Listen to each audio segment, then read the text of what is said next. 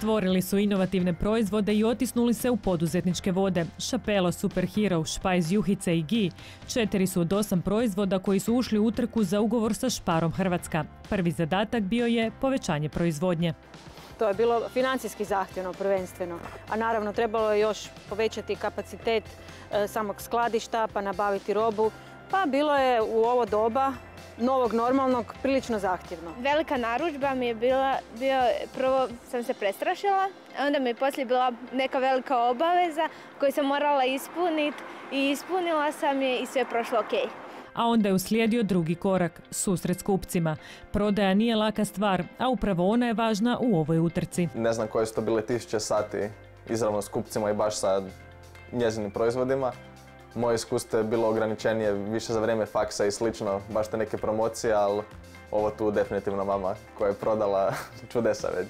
U ovim izazovnim vremenima zadatak nije bio nimalo lak. Svaki poduzetnik dobit će iste uvjete, iste mogućnosti da u 90 minuta proda što više svojih proizvoda. Bili su jako zadovoljni zapravo, neću reći očekivano, ali stvarno imam vjeru u svoj proizvod da je jako ukusan unatoč tome što je zdrav, tako da bili su zapravo zadovoljni. Ono što sam nudila, to su nekako i sami osjetili. Reakcije su bile fantastične.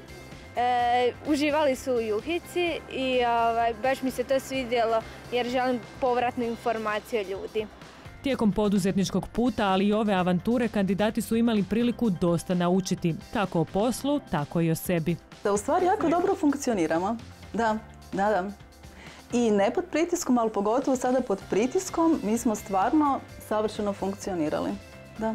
Jako puno, evo ga. Znači, svakim danom sam zapravo učila neke nove stvari i unatoč tome što misliš da si spreman za neke nove izazove, evo ga, svaki dan je bila neka prilika da naučim nešto novo. Ono što sam znala i prije, samo sam to sad potvrdila, da je za uspjeh preko noći dovoljno 20 godina.